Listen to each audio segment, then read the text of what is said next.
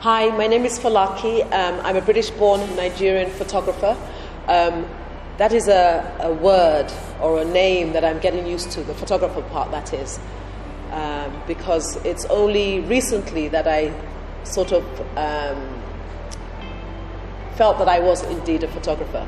But just to backtrack briefly, I've moved to Saudi Arabia in December of 2013. So in December of this year, I would have been here 5 years.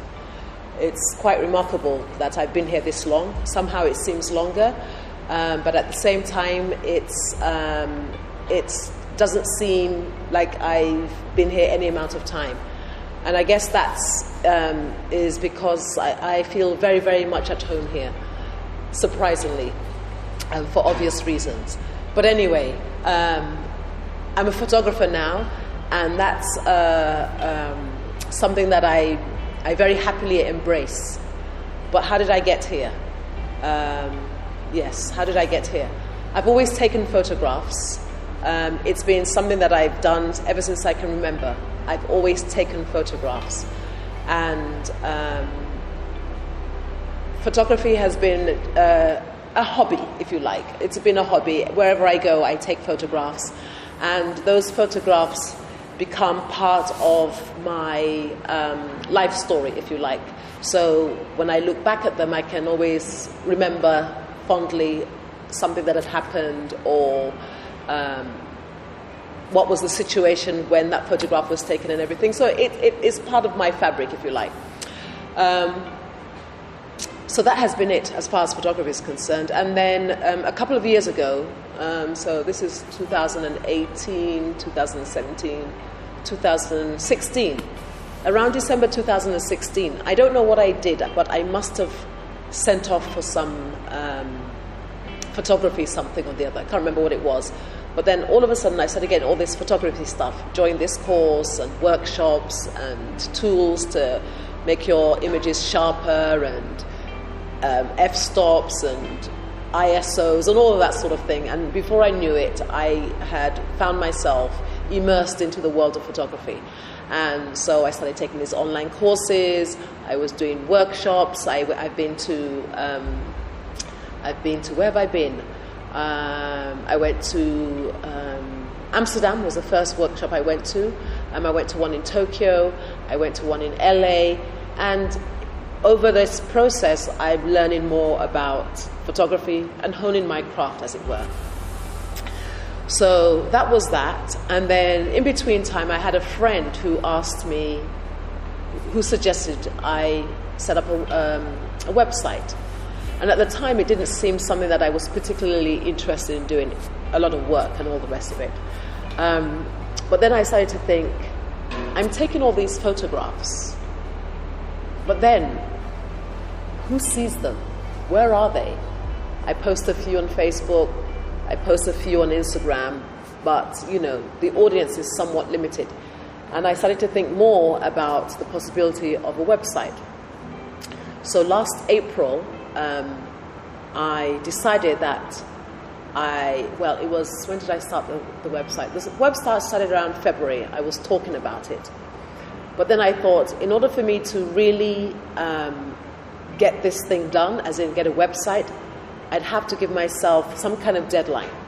And so I decided that at the end of April, I would have a mini exhibition. And by that, I mean that I was going to launch my website. And I'll have friends come over, and I'll show them my website, share some of my photographs. We had some bites, something to drink, you know, that sort of thing. And that would be me launching my website, and at the same time establishing myself as a photographer, as it were. In between time, there were a couple of competitions that I had entered, and one of them was a 25,000 euro check plus a chance for a solo exhibition. So that was my driving force, and I did all I could to come up with a good set of photographs, and that was last year. Unfortunately, I didn't make it, I did the same this year. Unfortunately, I didn't make it, but that was okay.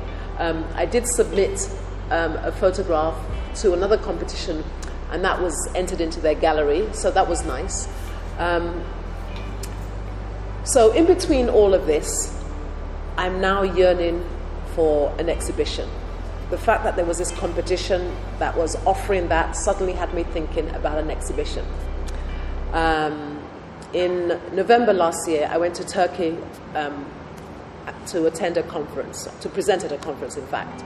And what happened was, it was about 11 o'clock, I just got into bed, and I looked into my iPad, and there was an email offering the chance for a workshop in Balad with the possibility of a group exhibition at the end of it.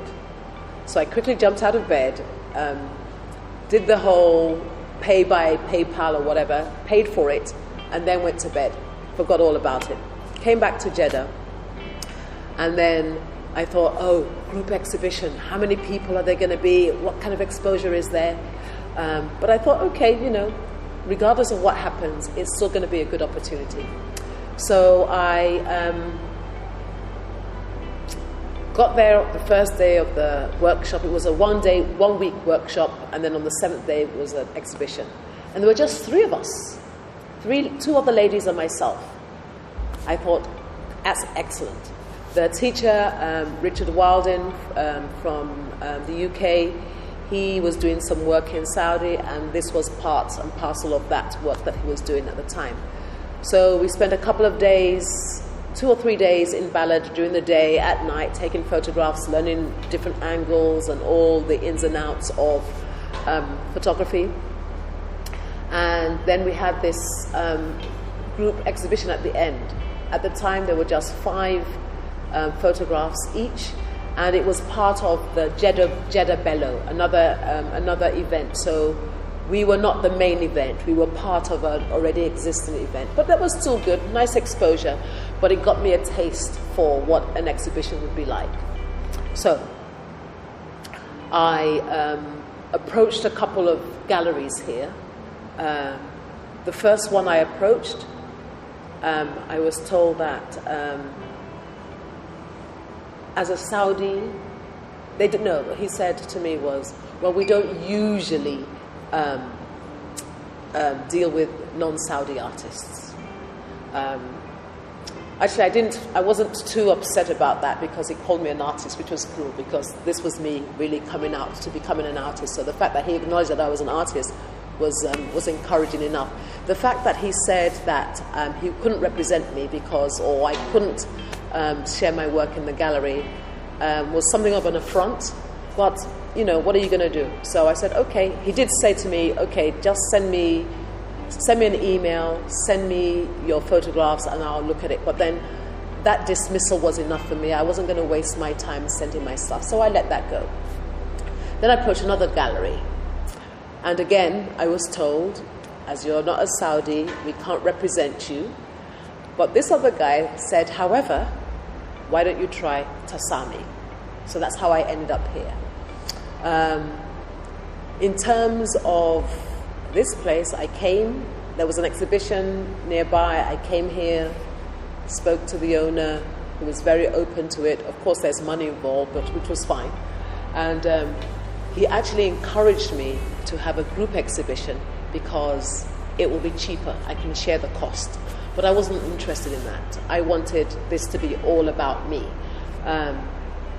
For me, I've had a taste of what a group exhibition is like, and although it was a good exposure, it meant that I had to share the stage with others. And for me, I wanted it to be all about me. And that was it. It was pretty straightforward. I came, we sat down, talked about the dates, the fees, how much it will cost, what's available, what I'll get for the money that I'm paying, and then that was it. And to be honest with you, I was quite surprised as to exactly how easy the whole process was. All I did, I came, we talked about the possible dates, how long it would run for, and then that was it. I went on holiday, came back, and I had to, before that I came with a friend and we scoped out the place to decide how many photographs I will need. After that, I had to give the gallery my photographs for approval. They had to go to the Ministry of Interior for approval. Once they were approved, the gallery recommended a printer, and the printer guy was wonderful. He was very, very available. I went to his place.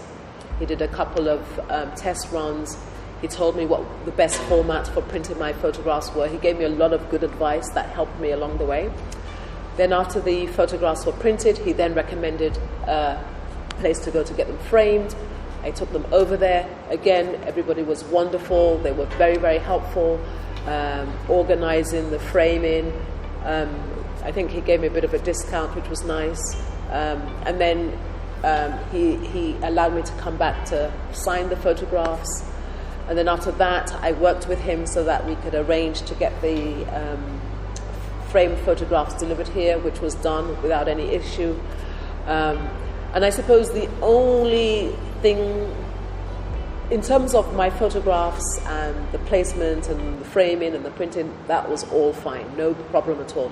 The only issues I had was with the guy who was supposed to print the postcards and the business cards. There was a bit of jerking around there, but it was sorted and everything was ready. So this whole experience has been amazing for me because, for one, I did not let somebody's no define me, and I went straight ahead looking for what it is I wanted. I wanted a solo exhibition. I have a solo exhibition. So if there's anybody who wants to have one, who is not Saudi and who's in that sort of situation where they want something, if they want something, they have to just fight hard to get it. Do whatever is necessary to get it. Talk to whoever you need to talk to. If you have to pay money, and if you have the money, the means to do so, then you do so, because if that's what you want, then that's what you want. I remember one evening, not too long ago, the enormity of this really hit me. I suppose I had a moment where I didn't have anything to do because it's been quite intense. Not only was I doing the curating, I was preparing the blurb. So it's been quite intense. And there was one particular evening where I found a moment to just be still. And at that moment, I just thought, oh my God, I'm having an exhibition. You're so in it, you don't see all of that. But on this particular evening, I did. And I realized that, okay, Folake, you wanted an exhibition, and now you have it. And so I thought to myself, you can have anything you want if you want it enough to have it. And that to me was quite a defining moment for me, because here it is. I wanted an exhibition and I have it. And so for anybody who wants to have whatever it is that they want to have, if they want it, they can have it. It might take longer than they'd like it to be, but there's always people out there who will help you. So whatever it is you want, go out there and get it. I want an exhibition. I have an exhibition. It's a wonderful feeling. And I now feel that anything is possible. Anything. So here I am, my first solo exhibition. I am showcasing 67 photographs, all divided into 7 different themes. And as far as my favorites are concerned, it's really hard, but I'll take you around and show you my favorite photographs of this exhibition, and I'll explain why. Favorites. She mentioned 2, but I have 2 lots, should I say. So these 3 here are from an evening when I went into the desert and did some light painting. I really love them because they are, they don't say anything. There's nothing that you can say about them except for the fact that they're visually appealing. So I like them because of the visual appeal and the light that is reflected in them. I like the way the light dances on the screen, on the image, how the light is reflected on the image, and the dark background. And again, the fact that they are a set is quite appealing. Another favorite is this one. Now, this one was quite a feat to get. You can always tell a committed photographer because they go back time and time and time again to get that one shot.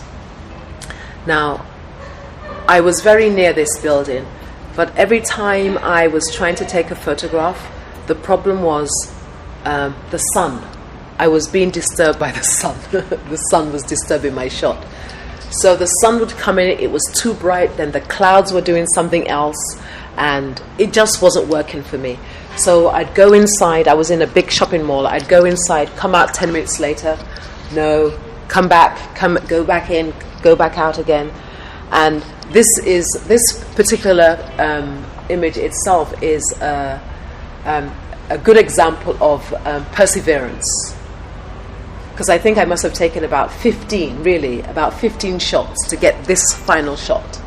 And so I feel a certain attachment to it, knowing that it took me a long time to get to it. So, yes.